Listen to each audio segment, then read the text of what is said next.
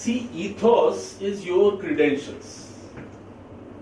How people perceive, how strongly you deserve the place of speaking on that particular subject. Now, let's demonstrate. If you are appointed as ambassador to another country, so what you do, you take your papers, your credentials, and present to the head of the state. Now, you should consider that when you are invited to speak to an audience, you have to present your credentials. The audience becomes the state head. So present, that means you should know the subject very well. You should start it with that kind of confidence that the audience immediately reacts. Yes, we have made the right choice. We have come to the right place to understand. So that is what you can do through preparation. Very details. So actually, if you find time, you can again. We are repeating because these concepts are a little unknown. For example, voice, I know for sure many people don't know how the voice is going to be, how it is produced, how the words are created. So a little repetition I make so that there is some impact. And then we have this course material which gives you very simply. So these are very useful. Ethos is your credentials. Pathos is the needs of the audience. Now my audience here, even though the subject is the same, if I go to college and train the college lecturers, their needs will be different. Their needs are that they have to speak for long hours. They get tired and they lose their interest. So needs are different than what the needs are here. Your subject may be the same. So every time you must take care of the pathos. What is the pathos? Needs of the particular audience that you are going to address. And logos. Logos is how interestingly with live examples you make your arguments.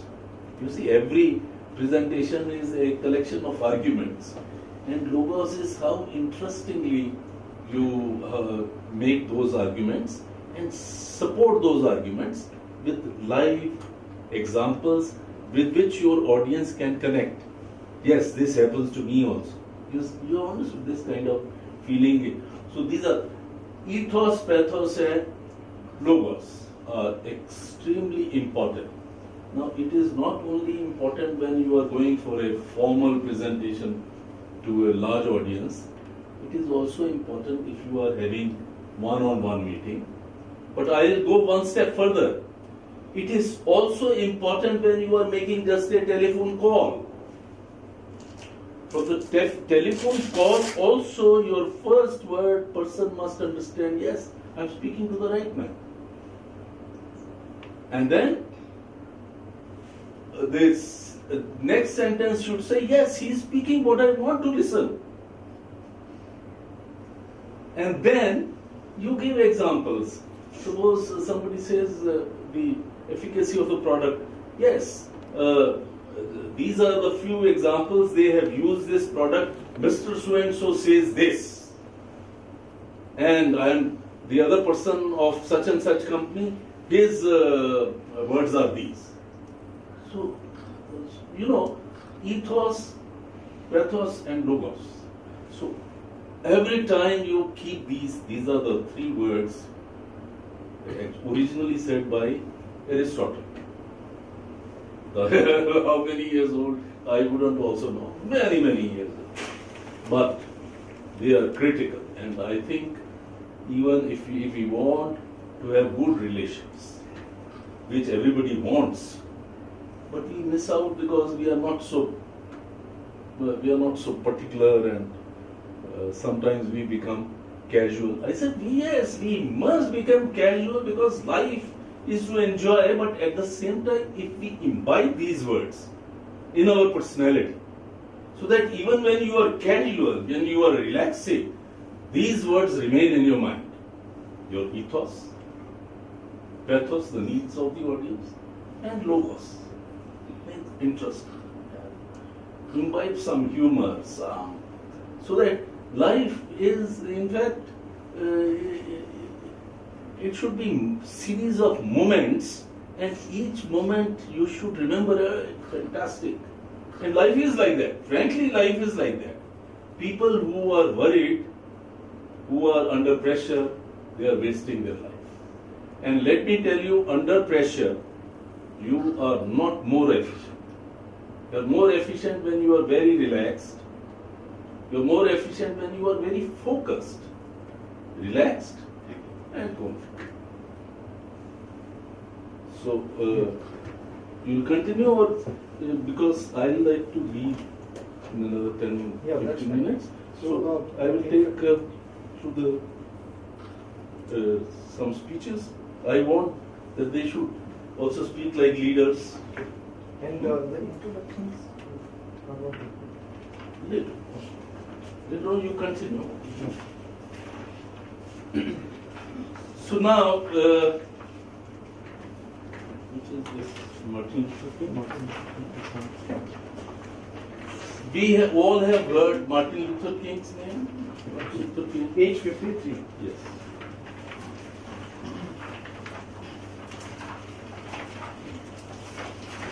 Today, Obama is president because of this gentleman. Yeah.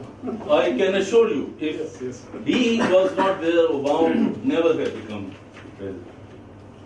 Okay, now, I don't know whether you have his speech recorded. Yes, it is there. Now, if the original Martin Luther King, yes. Can we get it? It's here. And he'll play it a little bit. If you like, you download it. For so decades that I have been wanting to have it. very fine. Great. Now we'll speak like him, like Martin Luther King. Later on you discover, yes, you were all speaking like him. So how does a leader speak? A leader, now I am speaking to you, this is my normal pitch, and at my normal pitch I am modulating. I am modulating, bringing in variance in pace, pause, pitch, emphasis on the keyword, on the tone. Now I consider that I am Martin Luther King. There are thousands of people, so I have to look around thousands of people, and they must understand that I am speaking to all of them. And what do? I raise my normal pitch a little bit. Raise the pitch and modulate.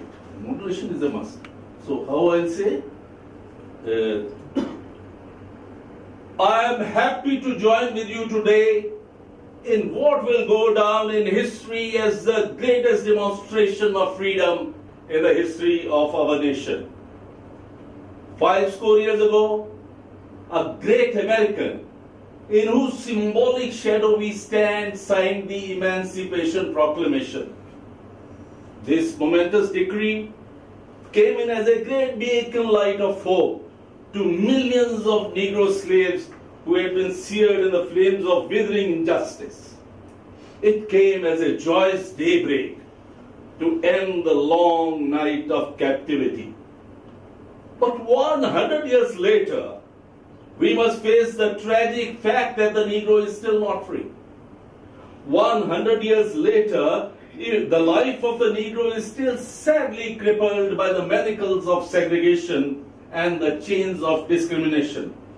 100 years later, the Negro lives on a lonely island of poverty in the midst of a vast ocean of material prosperity.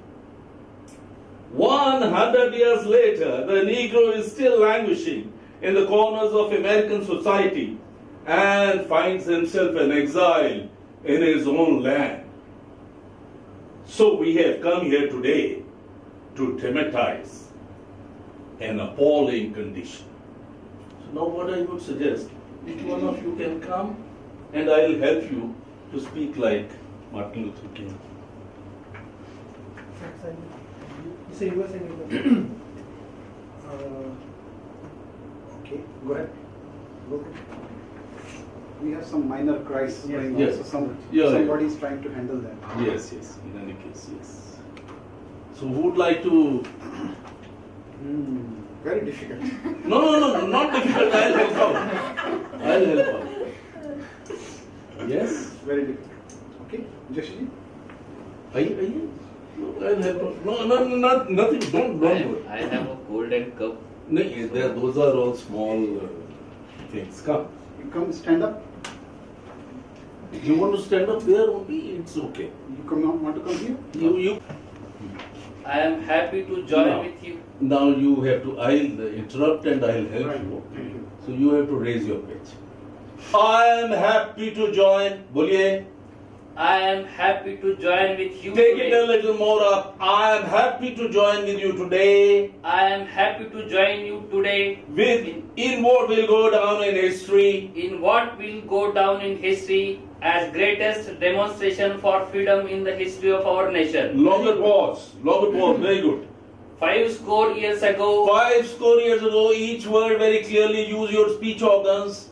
50 years ago, a great American in whose symbolic shadow we stand signed the Emancipation Proclamation.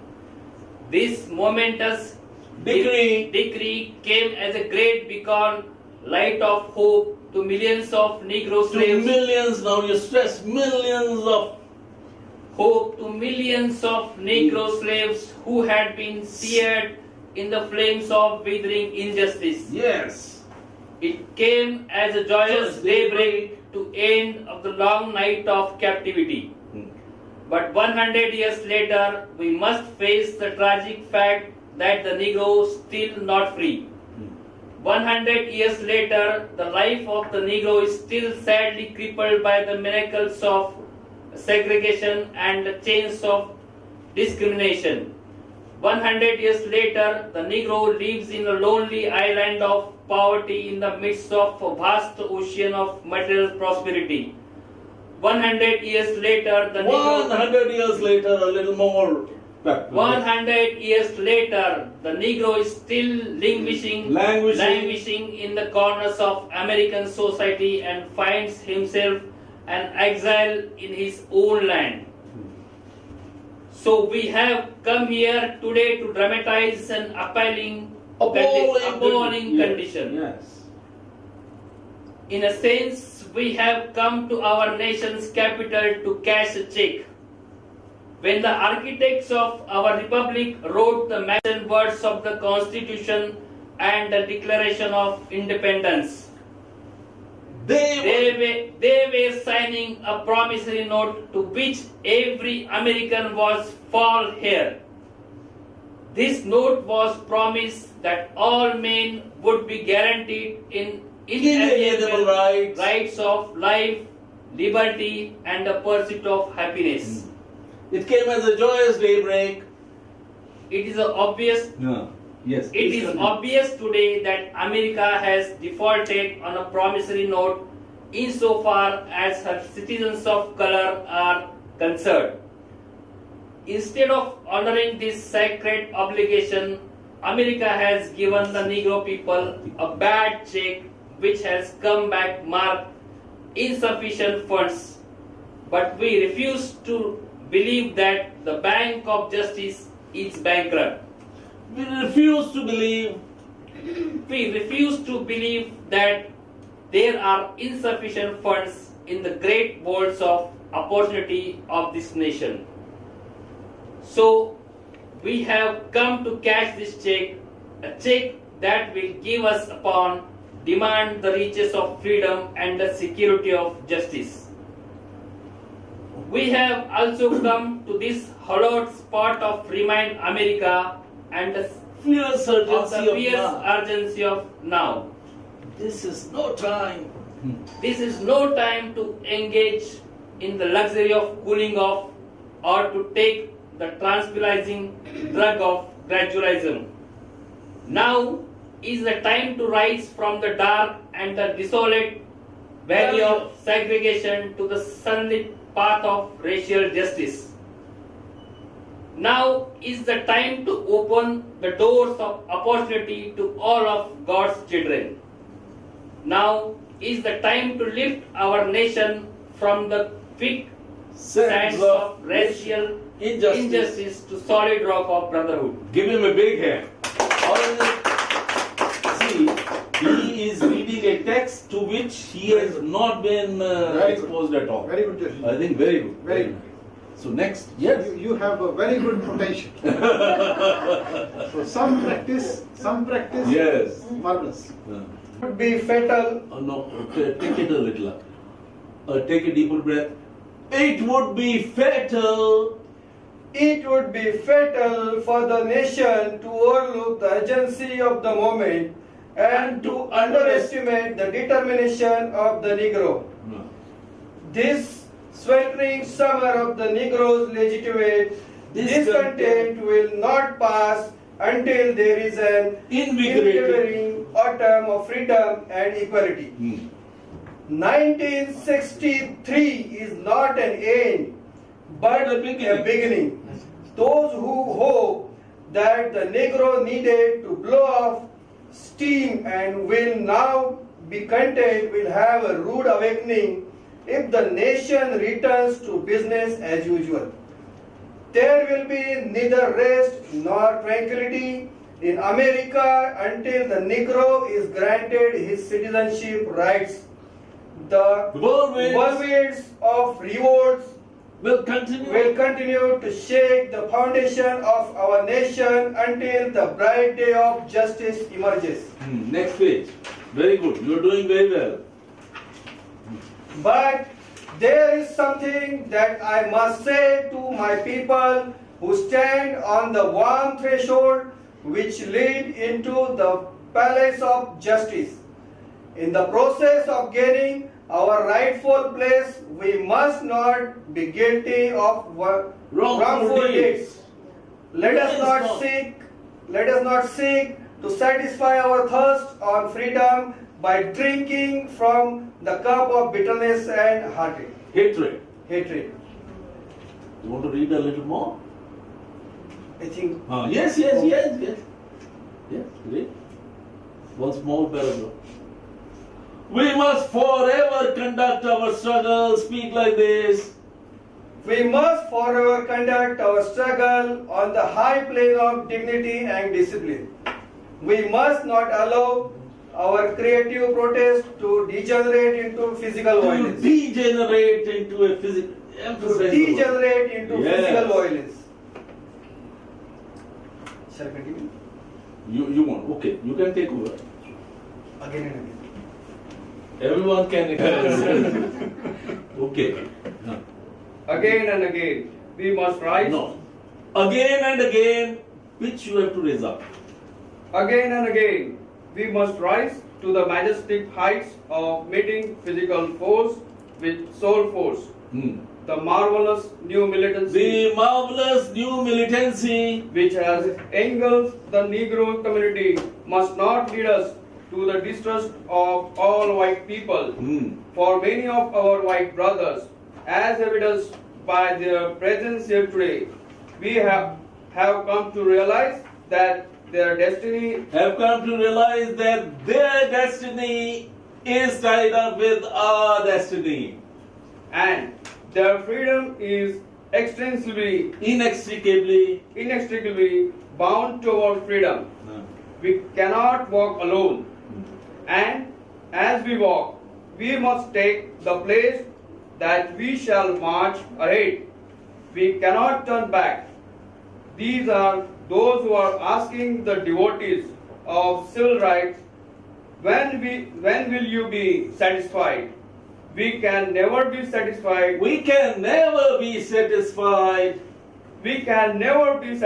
Yes. As long as our bodies, heavy with the fatigue of travel, cannot gain lodging in the motels of the highways and the hotels of the cities. We cannot be satisfied as long as the Negro's basic mobility is from a smaller ghetto to a larger one. We can never be satisfied as long as a Negro in Mississippi cannot vote and a Negro in New York believes he has something for which to vote. He has nothing for which to vote. No, we are not satisfied. We will not be satisfied until justice rolls down like waters and righteousness like a mighty spring. Good. Okay. Yes. Good.